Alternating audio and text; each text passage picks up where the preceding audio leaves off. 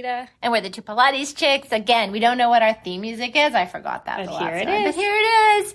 Season 5, episode 3. Yes. And we're talking about language around teaching Pilates. Yes. The language around teaching. And we had a lot, so we'll just try to rein ourselves in. Well, it'll be hard, but we have a lot of ideas. We have a lot of ideas and a lot of thoughts. And so hopefully y'all will join us on this journey and not get lost. Yeah, we might go in tangents. We might. But our whole idea was talking about how we're talking about Pilates to our clients. When teaching. And a lot of these cues that we get into that are really nitpicky and kind of getting into fixing.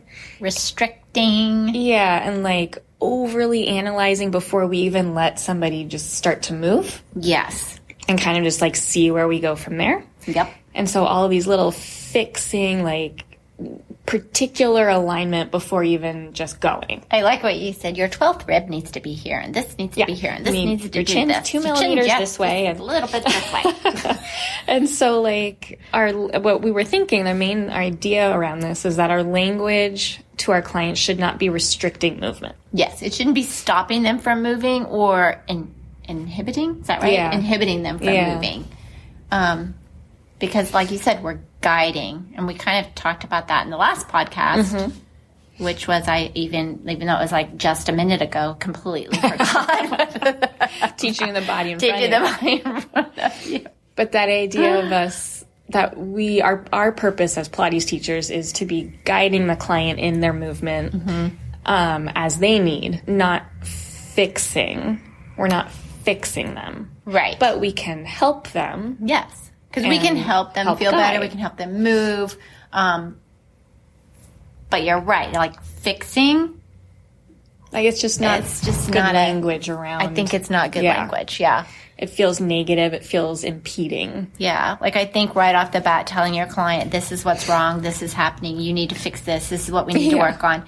Is putting this negative kind of vibe, for a lack of a better word, into the session right from the get-go. And it feels icky. It feels icky, yeah. And then it creates this idea of almost like anxiety around movement, where it's like, oh, well, if I don't move this like 1 millimeter this way, then I'm going to get injured. Yes. Or I'm going to get hurt. Or it's wrong. Yeah. Oh, my hips like this. Oh, my teacher told me my hips twisted, and now I'm going to I'm crooked. It's like that language just doesn't help. And also, to your point there, it's like, well, my hip is this and it's not this, so I got to make sure it's this. Well, then that's all they're thinking about, right? So they're just trying to keep that wherever it is that maybe they were told this is crooked, you need to make sure this stays, and then they don't know what to do. It's like, now what? Right. They're not moving. It's all about staying stuck in this They're stuck. But also, okay, maybe their femoral head has a little more rotation and they do have a slightly crooked hip. But okay, so then how do we move with that? Yeah.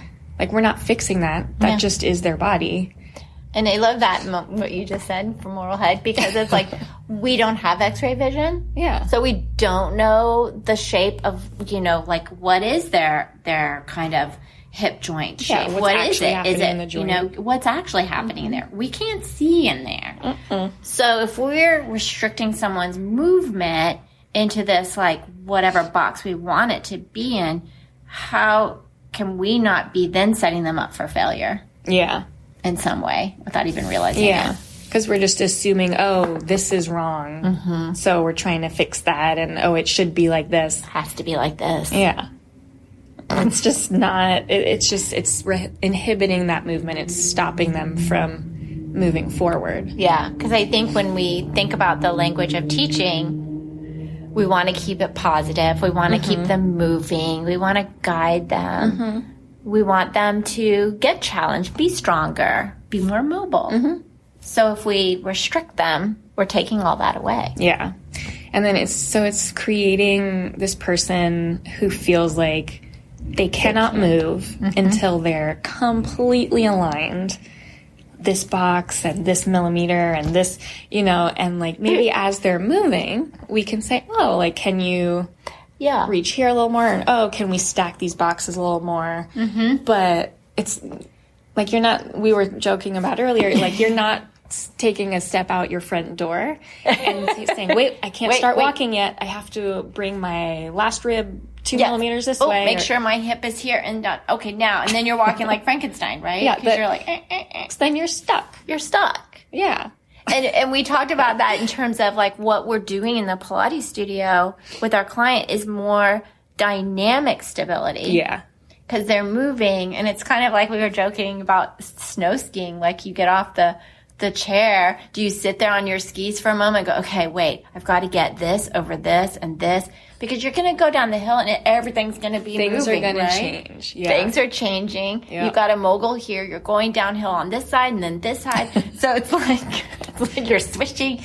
It's you're avoiding. So you're using that dynamic stability because something is keeping you up, but something is also while you're moving. Yeah, and I like that a lot. Like we're teaching dynamic stability, not rigid stability.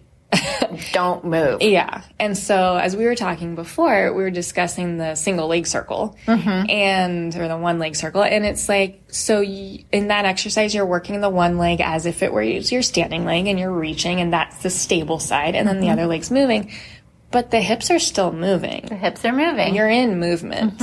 The one leg, you don't want to be flopping all over the place, but you're trying to find stability with mobility. Exactly. And if you're trying to be so stable that everything's perfectly aligned always and forever, then the body can't adapt and you're actually not getting stronger. And you're actually more at risk of being injured. Totally. Outside in the real world. Definitely, because your body doesn't know how to react. Yeah. Because it's like when I tell people when you're first learning Pilates, everything, you're learning the choreography, right? So that's the language. We're trying to learn this choreography. And so we're just teaching, and they're kind of moving, and they're going really slow because they want to do it right? It's like, oh, I make the circle with my leg. Oh, I do this. But then once they've got that choreography, we want them to pick up that pace to challenge that dynamic stability. Yep. To find that challenge point. Exactly. Yeah. And I even say, I'm just thinking right now about, side leg, different side leg things. And so if you're doing your, leg swing, and it's you're trying to be really aligned, but I almost say to my clients, try to find that point where you're going to kind of tippy a little bit and find that spot where you're challenging yourself. Yeah. To work against. Because it's other thing. It's you're kicking your leg forward and back, so things are going to move. They have to. Yeah. The pelvis, pelvis is bringing your leg into flexion and extension. Yeah. The pelvis is going into flexion and extension. If you think the pelvis is still in a side leg kick, that's not and that's true. Not going to feel good either. Yeah. It's going to be very rigid. Very uncomfortable. Yeah. Makes my back hurt. Yeah, even just thinking about it. I can feel that rigidity. I know. But that's the thing, in the studio, we're trying to set people up for greater body health in the world, right? And so if we want them to essentially just be perfectly aligned and not move But really, what is perfect alignment? Exactly, yeah. I mean, your alignment's different than my alignment. Totally. And it's there is no, this is how it has to be for every single person. And also, it just made me think, just my alignment is different depending on what I'm doing. Exactly, because it changes. It changes. So there's no perfect alignment ever. No. There's better and worse alignments. Yeah. But it depends on what somebody's actually doing. The position they're in has to change. Yeah. You're sitting in a soft chair. You're sitting in a hard chair. You're standing. You're cooking. You're moving. It's constantly changing. Constantly changing. And there's not, honestly, that much scientific correlation between alignment and injury rate. And the body is very adaptable. Yep. It knows what to do.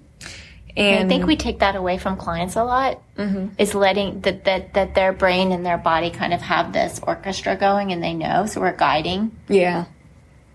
But they kind of, it's your body knows. Yeah. Well, the body wants to be aligned. Yeah, it wants to be mobile. It wants to not, be restricted. So for giving cues that are very fix-it oriented and kind of restricting where somebody can go. Yep. They just, it's just keeping that movement from happening. They're not going to feel good. No, they're not. And I think it's like, if you think about like arthritis, I love this, because arthritis, you think, oh, it hurts, right? People have it in their hips, their shoulders, whatever. Everywhere. Yeah. And you don't move, it gets worse. Yep. So you think, oh, I have pain, I shouldn't move. But it's actually the opposite. It's opposite. But it's kind of the same thing. It's like, we don't want to sit there and take a movement away from a client, because again, like you said earlier, that is going to maybe create injury out in the real world. Yeah. Because we've stopped this movement and we've restricted, and they think it has to be like this. And then they go play golf and they're like, oh, something tweaked. And it kind of connects to our previous podcast on teaching to the body. It's like, you know, if somebody can't do a certain movement, why are we forcing them to go there just because we think it should look a certain way? Yeah. And why are we forcing, like again, footwork, like we talked about last time, like why are we forcing it to be a very particular start position if that's not right for them? Yeah. And so in the same way, if this person has their own unique alignment for that day and that exercise, why are we trying to force them to be somewhere or tell them they can't move until they look a certain way? Yeah. And I think also realizing that getting the person, like, we're not, I love this, Carrie Weezer said it in one of our times together, and she said the chances of us injuring a client in the studio is so, like, unless we forget, like, the chain and like a bottom load, a safety thing. thing. I mean, they're going to hurt themselves outside in the real world. Yeah. And so we need to make sure when we're in here and teaching them that our language is in a way that's getting them to understand and learn for themselves and not restrict what they're doing in here. Yeah. Because then they go out there and they do something and they don't have the tools. Yeah. Well, and you just made me think of, like, if our language in here is reinforcing anxieties around movement, where you're kind of that same thing, like, okay, you can't move until you're in this perfect alignment, then the person feels more anxious around moving and almost less capable, because they're like, oh, well, I can't do that if, you know. Yeah, well, I have this shoulder that does this, so I can't do that. I can't play tennis, or I can't do this, or I can't, you know, I got to be careful because. Yeah, so it's just more, it's more anxiety. Yeah. Which we definitely don't want to add to our clients' lives. But we want to help them feel more capable, not more anxious around what they feel like they can do. Yeah, and I think also when it comes to, like you were talking about, our language and what we're saying with the client is, like, you don't want them to come in and then every time be told what's wrong. And don't do this, don't move this, don't. Yeah. Make sure this. And then it's like, I would almost wonder, why do they keep coming? Yeah, it feels negative. It feels negative, and they're not moving. It doesn't feel good. What's all these rules about movement? Rules. Without letting their body be the guide for the movement. Yes. So I feel like the rules can change, right? Because they're moving, and it's a different body. And I know we were talking about, like, I think also our language around teaching is, and we'll go to it when we talk about our sponsors, but but it's kind of like using our words, like you said, to guide a client. And so if something's going on and you know it, and you can just guide them in terms of like Swan, and just guiding them to, like, look up the wall and seeing where they can go, and not saying you can only go to this point. Yeah. Don't go any further than this. Yeah. Because why are we telling them what their body can do? Right. Yeah. Why are we stopping their movement? Yeah. Because we can, as they start to move, if we see things that need to happen or connect for them, we can guide that and say, oh, can you lengthen this? Can you make sure your hips are da-da-da, or whatever it is? And keep going. See where, you know, you're going to stop them if you think they're going to get hurt. Yeah. Because there's a difference between, like, a safety issue and thinking it should look a certain way and stopping somebody. Yeah.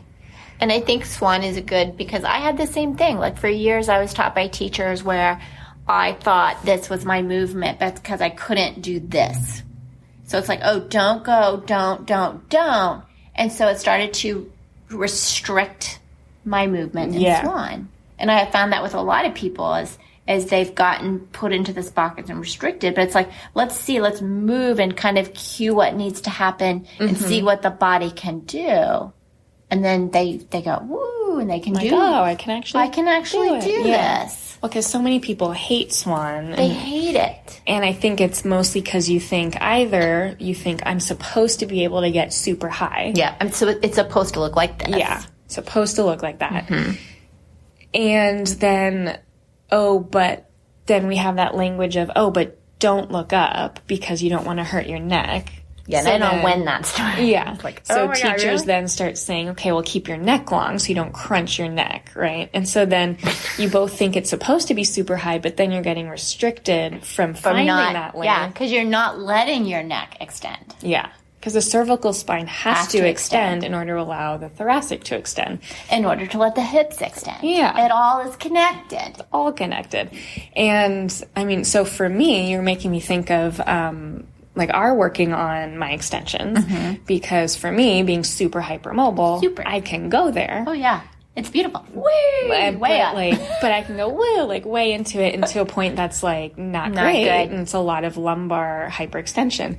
So instead, for many years working with myself, I restricted my extensions to be super flat. And you cued me to really find the legs and find that reach through the legs more and that length out, then go back. Yeah. So you're still getting the looking up, but you're finding all that length first and then getting there. And so I'm getting into that position with length instead of crunch. So you're not restricting the movement, you're adding to it, but it's safer and happier. Yeah.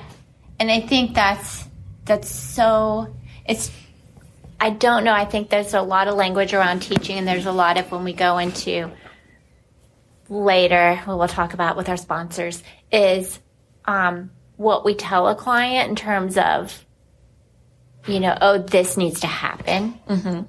Because that's kind of saying, you need to do this. This is what needs to happen. Yeah. Instead of just saying, can you push in there? Can you look up? Keep looking up. Keep bringing your hips. Do this. And it's like, they're not, it's like we say with, when we were talking before, I don't remember which podcast. I think it was the person has or whatever. But it's kind of your client's going to know when they should stop. They're going to know if I go, I'm loose, or you can look at them and say, they're not looking up anymore or whatever. Yeah. And then you say, that's great. Come on down. Yeah. Or that's you can tell that's the end. You can tell. You can see it. The movement for them is done. But yeah, I mean, I like those layers of saying, can you push more here? Can you reach? Keep lengthening the legs, keep reaching here, keep doing this. And it's just adding layers to the movement. So again, it's giving them these cueings that they can kind of tap into and think about. Yeah. And it just keeps adding to the movement as they're going. And they're moving, and they're not being stopped from moving. Yeah. They're not no, stop that wasn't right. Let's try that again. Do over. Do over. But it's kind of the same thing. If you think about, we'll just take kind of the what is that a good one? Do you think for set up the swan, the swan on the box, and it's you want to be set up in a way, but again, someone's really tall, right? So they're just, the carriage will be in where they can bring it in. Yeah, and it's just this whole not saying, well, you have to be in this. That this has to be like this. Your knees have to be, feet. Yeah. Because it's kind of you talked about, you could go in this huge big for V. My external rotation. So it's kind of figuring. I was working with a teacher and we did this with footwork. It's I don't correct right off the bat. I mean, obviously it's heels together, toes apart on the bar. Yeah. And they're going to figure that out. See where they go. Yeah. And I think that was the one when we were doing parallel, the arches maybe, where you were because you were so parallel that you felt like you were internally rotated. Yeah, well, because I have so much external rotation in the hips from ballet. So for you, parallel arches didn't feel good. So what's wrong with it being a little bit? Yeah, why can't it be Why can't it be? So because for you, that was parallel. Yeah. And that's what you always said to me, like, well, find your parallel. Your parallel. Because my parallel is a little bit turned out. Yeah. But think about it, and I love this. If you watch people, no one, and I understand, like, you know, yeah, you want, but you're really not, like, it's not about the feet, right? Yeah. Our feet are touched all the way up the leg. Being in a parallel foot position is about the hips. Exactly. So I mean, it's where the thighs are. It's where the thighs are. Yeah. So for you, it was like feeling like, Yeah. Because it was like really grippy and crunchy. And so it's like, okay, well, find your parallel. Find your position here. Mm-hmm. And I think that's like the language around teaching is like, what's wrong with saying, you know, oh, well, where is it for you? Yeah. What works for you? What works for you? Mm-hmm. And giving them, instead of like, oh, no, it has to be don't move, stop. Yeah. All those negative terms. Yeah. But I think, yeah. So you already said about, you know, because we don't want to go into the reinforcing, like you said, anxieties. Yeah. And making them feel like flawed and like their movement is wrong. Mm-hmm. Because the thing is, it's their movement. Yeah. And we're just making sure they don't get injured in the real world. Yeah. And we're trying to get their body how it's to move the way their body moves. Yeah. And just understand movement more, adapt through movement more, build strength, build mobility, build capability. Mm-hmm. And that, you know, that just comes with allowing people to move and let the body and our guidance adapt them through it. Yeah. Do you remember, did you ever work in a studio where they had like the plumb line assessments? Mm-hmm. Do you remember those? Mm-hmm. For those that don't know, it's like the little string that hung down with a little weight, and then they would have the client stand in front, and the string goes like, it's supposed to be that perfect alignment from your head to from your your heels. head to your yeah. And it was like you could see the clients just start to like melt into like, oh my God. They close down. They close down because it's like, oh, well, your shoulder's a little like a millimeter higher on this. No, wait, no, but and it's like, and then they go home and they're like, oh my God, everything's oh my wrong. God, everything, yeah. It's like, and I was like, oh my God, that's so awful. But yeah, because I think for them to come in and then be able to move and us teach them in our language, be in a way that is supportive and not restricting them, and it's not like what's wrong with you. Yeah. Kind of moment. More positive. Where can we go? What can we do? Yeah, I mean. And realizing no one's perfectly aligned. Yeah. No one's going to have a perfect this or perfect that. And one side's always going to be different than the always. other. And I have clients say that like, oh, this side feels so blah, blah, blah. And I'm like, yeah, everyone has a different side. I had a client, she would say, oh, my drunk side. That's funny. That's funny. Oh, my drunk side. Yeah. That's pretty good. That's a great way to describe it. Yeah, I loved it because she was a very positive person too. Yeah, I mean, and it makes sense because, and I tell people, I'm like, we're not symmetrical.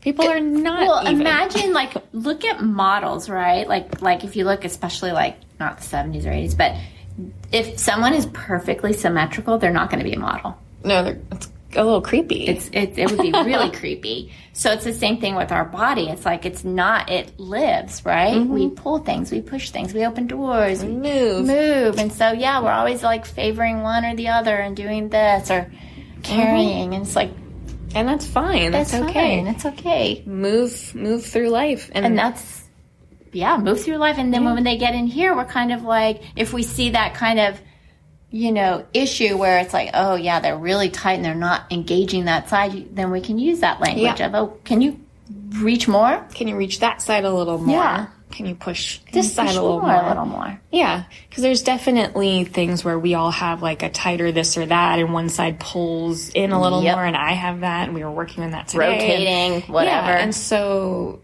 giving the cues to reach out of that side more, find that length on the side that's kind of shortened and tight, but we're not saying, oh, well, your hip is in the wrong spot, so you have to, So stop. Yeah. And let's fix that. Right. As you're moving, see if you can, because then otherwise, like we said, we're reinforcing those anxieties. We're likely not helping them build strength or mobility. Mm-hmm. We're not challenging them because they're not able to move. Yeah. So they're not progressing from that. And that's exactly the opposite of what we want.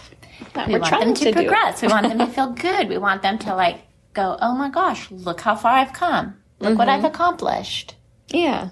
So I think it's just a very important thing to think about, because when we go through all of our teacher trainings and all of our like workshops and things, we often are in that like diving into it mode of like looking at what's right in an exercise, what is proper alignment, what is anatomical, this and that. And we're very much like in that. And then we forget when we're teaching, that's not the right language to use, that we want to keep it positive. It's very different as a teacher studying. Yeah. And learning.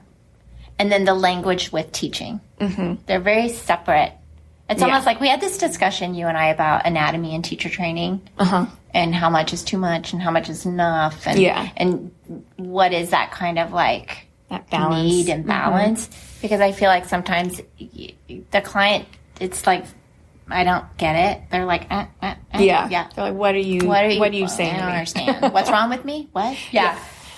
So it's like, it's you got to kind of get out of that teacher to, learning and think about, this is a client. Yeah. That I'm teaching. They're not a teacher. Different. Totally different. And how you talk to teachers is different than how you talk to a client. Yeah. Because I know when I've had you in here and students have been in here, I will literally say, she's a teacher, so I'm going to say this. Yeah. Because you know what I'm talking about. Where a client would be like, what are you saying? I don't understand. I also don't want to tell my client, oh yeah, this is what I noticed, because we'll be talking and and this is what we're going after, and this is what, You just want to keep them moving. Give them that session. That's why they're here. That's why they're there. But I think, the overall is just our idea of we want to be guiding our clients, not fixing them, not thinking that we're fixing them, and not making them feel like we're trying to fix them. I think that's key too. For they don't think that we're fixing them, that something's wrong with them every time they come in. Yeah. Totally. Yeah. Because, bottom line is they know what's going on in their body. They know if they feel like crooked when they lay down. Yeah. Because they'll say, yep, I feel crooked. Yep. But it's that language around teaching. What are we cueing? What are we giving to this client? What are we providing them? And it should be reinforcing movement and not restricting it. Yeah, not restricting it. Yeah. Oh, that was good. Yeah. So positive language too. Yeah. It's important. And this again goes into... Who's our sponsor, Davida? Our sponsor. Our sponsor is the Two Pilates Chicks, sponsoring the Two Pilates Chicks. And our upcoming May workshop. May 18th. Talking about... Here in LA. At the studio. At the studio. But talking about all of this sort of language around teaching and cueing. Cueing. Kind of the outdated cues, the cues that maybe don't work well. But that for some reason are popular. And how to really cue in terms of... Because I don't think there's a right way. Everyone's different, but we're kind of go through what is the best avenue for you as a teacher in terms of cueing your client? Yeah. Our outdated cues coming into some updated cueing that has updated science behind it, and not these cues that we hear all the time that just really science has kind of said, you know what? No. That's not how it works. Yeah. Because I think it's important as teachers that we stay up with science. I think that's very important. Yeah. Our practices should remain evidence-based. Yes. So that's what the workshop. It'll be fun. We're very excited. You can go on our website. It's already up. PilatesChicks.com. And follow us on Instagram at Two Pilates Chicks. Woohoo! Yay! So thanks for listening. Season 5, episode 3. Yep. And we'll get our theme music in, and we'll see you next time. We'll see you soon. Bye.